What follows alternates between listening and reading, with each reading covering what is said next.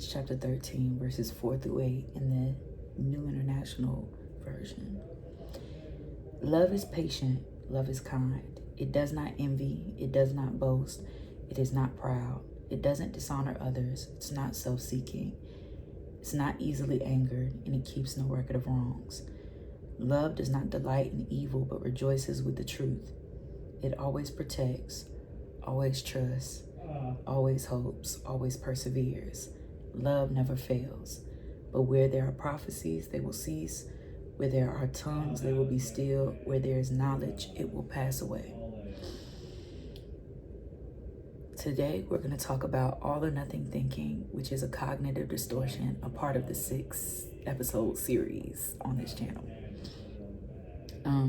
Again, cognitive distortions are negative habitual patterns of thought, and we're going to talk about from the perspective of a believer how it can interfere in our faith, but also those that are curious about the Christian faith, but the way that the brain works and how the Lord designed us.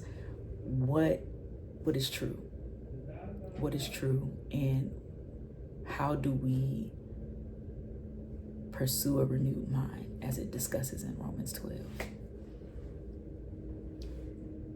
In all or nothing thinking, what is happening is one negative experience begins to negate every experience you've ever had and every experience you're going to have. The perspective of the individual has now turned to think that the current moment is the objective truth, which is not true. So the example I give the babies is, if you're not invited to a birthday party today, doesn't mean that you've never been invited, because that might be something that they begin to say. They never invite me. I'm never chosen. They never pick me. I'm always left out. I'm always neglected. People don't like me.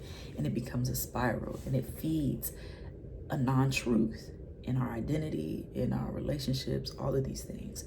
But what may be present today is not the totality of our life, right? I read 1 Corinthians chapter 13, verses 4 through 8 to highlight all the different aspects of love that can be present, and how with the love that we know in our community, between our family and friends, one type or multiple types might be louder than others, but also people are growing in these things. And so there is a grace to allow love to still be growing without negating its presence. Somebody might not be patient just yet, but they are not dishonoring you, right? They might not be self-seeking, but they might still suffer with being easily angered. But it doesn't necessarily mean that love is completely absent. The only love that is 100% full and true is the love from God. But as we are being molded into his image, each and every one of us have an aspect of it that we naturally exude, but we're being molded to be able to encompass this whole set of verses. It's not just one verse, it's 4 at least. And there are also many other verses in the Bible that we're called to live up to.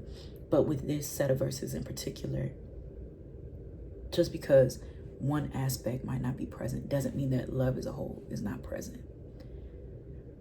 So just like when we think of the all or nothing thinking, we don't want that to be patterned in the way we love, in the way we carry any other character trait like responsibility. It's like, oh, we're doing well with work, but we're not the most responsible with school. But it's still present and it's still there, so we must persevere. This is just to encourage that the pattern can be broken. The pattern can surely be broken. And yeah, I think that's the conclusion of the video for today. Leave any questions, leave any feedback. If that was clear, if it was unclear, because I can always follow up with some clarity.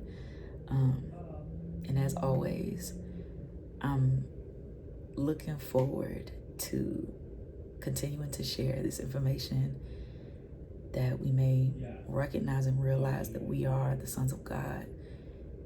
And I'm praying for your healing always. So loud. making it apparent you know who you are. I said I know some people lost cause they sold out. Wanted to see heaven, they settled for stars.